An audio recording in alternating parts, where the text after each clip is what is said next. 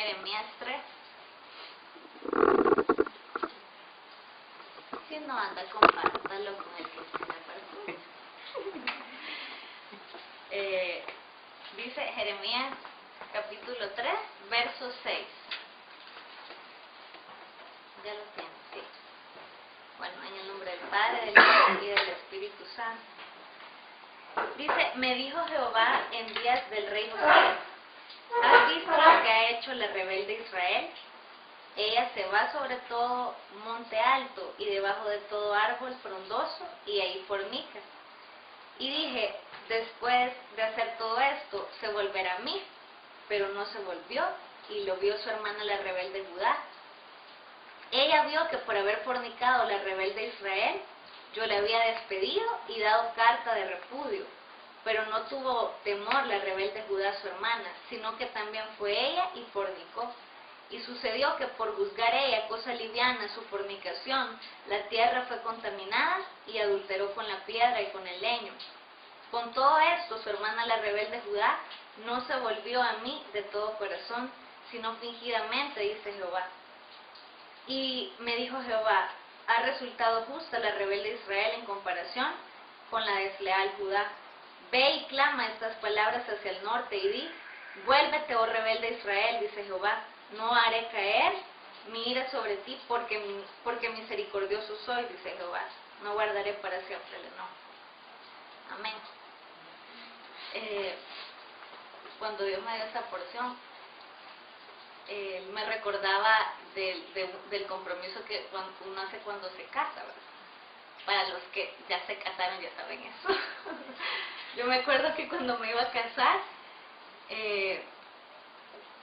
yo hice mi voto, ¿verdad? Y los escribí. Y ahí estaba sacando todo lo que tenía por dentro de mi corazón. Y a la hora de las horas, cuando ya estaba ahí, ya había llegado ahí al altar, ¿verdad? El pastor no me quitó, o sea, yo mandé mi voto, ¿verdad? Para que los tuvieran ahí o pudiera leérselos, y él solo dijo, vaya, díganlo. O sea, no podía leerlo, ¿verdad? Pero fue como un momento en el que, bueno, si todo lo que escribí lo tengo en mi corazón, y comencé a decirle a Flavio mi compromiso, y Flavio me dijo el compromiso de él también. Y Dios me decía que igual nosotros tenemos un compromiso con Dios, y Él ha hecho también pactos y compromisos con nosotros, y nosotros también con Él. Pero en el camino muchas veces nos alejamos de ese compromiso, al igual que pasa con los matrimonios. Tal vez están juntos, están viviendo su matrimonio y todo, pero en el camino faltamos a las promesas, faltamos a ese pacto que hicimos.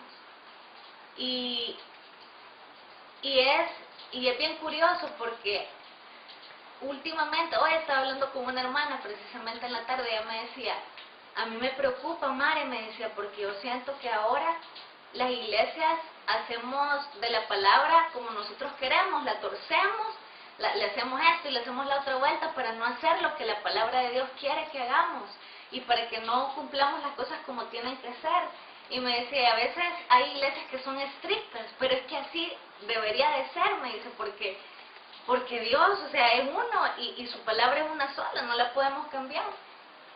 Y ese es el resultado de tantas cosas que pasan en la iglesia. Yo creo aquí, si no estoy equivocada, que por lo menos la mayoría de los que estamos acá tenemos servicio en la iglesia. Y es bien duro ver cómo el enemigo ha trabajado tan finamente, digo yo, ¿verdad? Para destruir la iglesia, para infiltrar el pecado en la iglesia y de una manera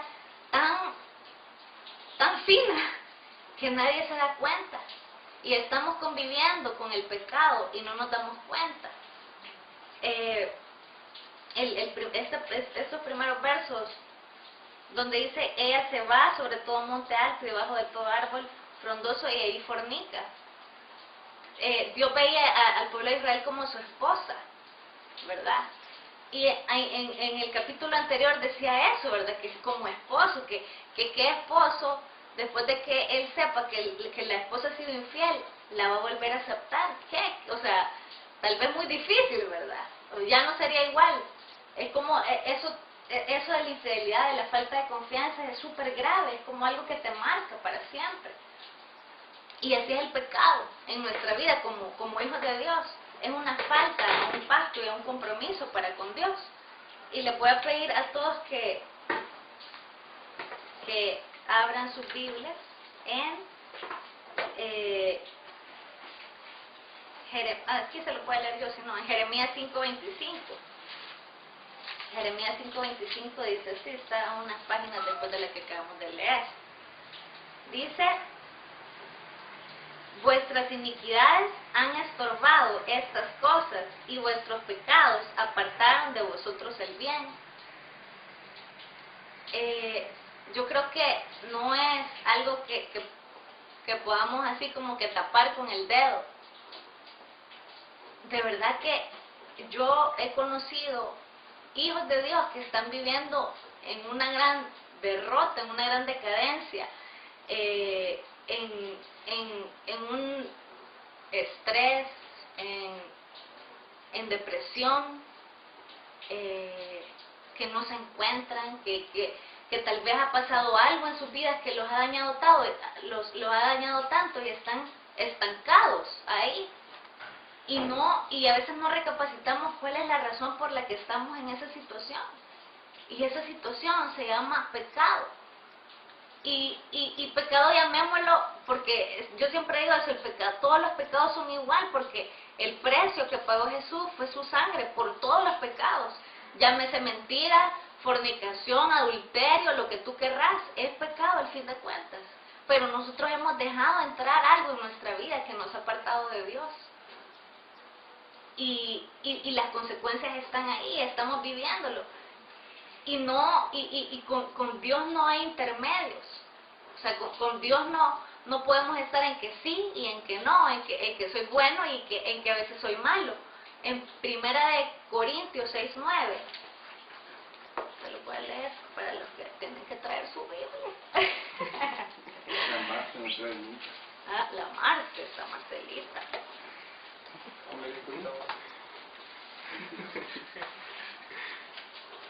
1 Corintios 6:9 dice: ¿no sabéis que los injustos no heredarán el reino de Dios? No erréis, ni los fornicarios, ni los idólatras, ni los adúlteros, ni los afeminados, ni los que se echan con varones, ni los ladrones, ni los avaros, ni los borrachos, ni los maldicientes heredarán el reino de Dios.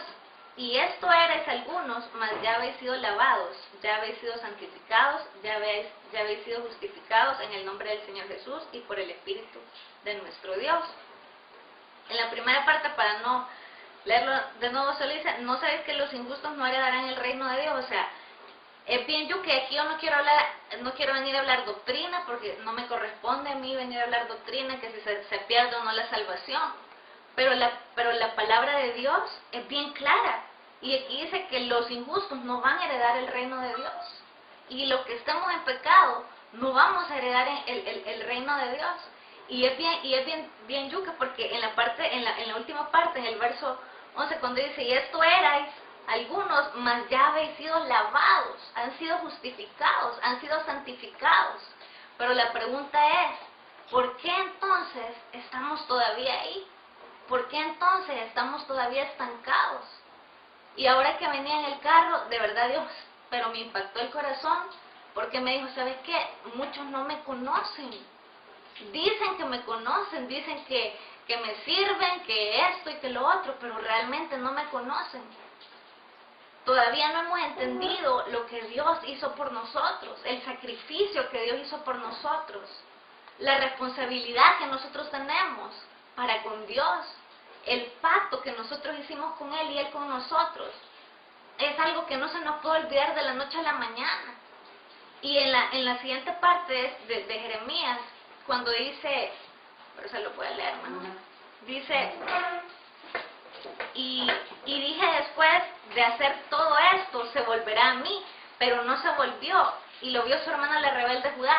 Dice, y Dios, me imagino que Él está ahí, viendo que tal vez nosotros nos equivocamos, y esperando que con las consecuencias de nuestros actos entendamos que estamos mal.